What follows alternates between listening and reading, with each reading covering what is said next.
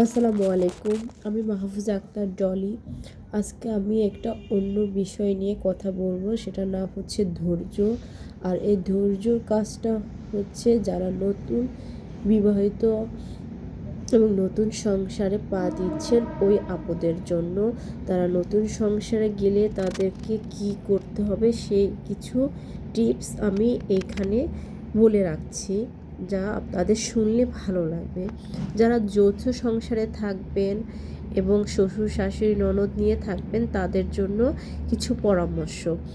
আপনাদের জন্য হচ্ছে কিছু টিপস, যেটা হচ্ছে সংসার যখনই জয়েন করবেন তখনই বুঝতে পারবেন সংসারটা যেহেতু শাশুড়ির হাতে থাকে বা থাকবে, তাদের জন্য টিপসগুলো।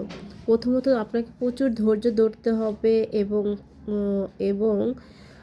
এবং সংসারে নিয়ম নীতিগুলো প্রথমে বুঝে নিতে হবে, দেখতে হবে। এবং আপনি যদি জব করে থাকেন সেক্ষেত্রে আপনার টিপসগুলো হচ্ছে, 1 নম্বর হচ্ছে ধৈর্য ধৈর্য ধৈর্য। বাচ্চা হয়ে গেলে আরও ধৈর্য ধৈর্য ধৈর্য।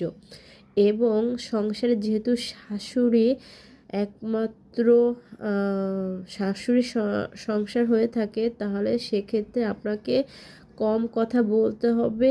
এবং ওখানে যদি এক কথা বারবার হয় এবং আপনাকে টেকনিক করে কিছু কথা আদায় করে নেওয়ার জন্য অস্থির হয়ে থাকে, সেখানে আপনাকে চরম ধৈর্য ধরে এবং যুক্তিমূলক কথার অ্যান্সার দিয়ে ওখান থেকে বের হতে হবে। এবং ওখানে বারবার ওই কথার ফাঁদে পা দেওয়া যাবে না।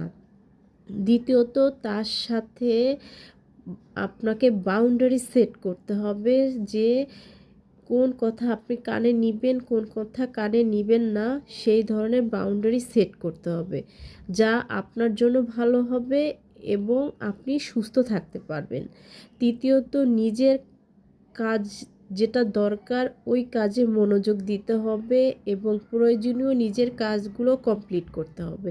এবং সন্তান থাকলে তাদেরকে পর্যাপ্ত যত্ন নিতে হবে, তাদের নিয়ে কাজগুলো কমপ্লিট করতে হবে, তাদের দিকে মনোযোগ থাকতে হবে। যদি আপনি সুন্দর সুস্থভাবে সংসারটাকে এগিয়ে নিতে চান, তাদের জন্য হচ্ছে এই পরামর্শ, যতটা কম কথা বলা যায়, যুক্তিমূলক কথা ছাড়া অতিরিক্ত কোনো কথায় দেওয়া যাবে না পা দেওয়া যাবে না। এবং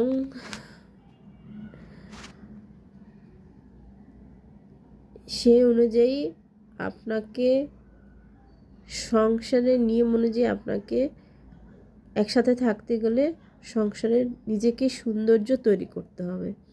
থ্যাংক ইউ, ভালো থাকবেন সবাই। আমি মাহফুজা আক্তার ডলি। আমার জন্য দোয়া করবেন, সবার জন্য শুভকামনা রইল। আল্লাহ।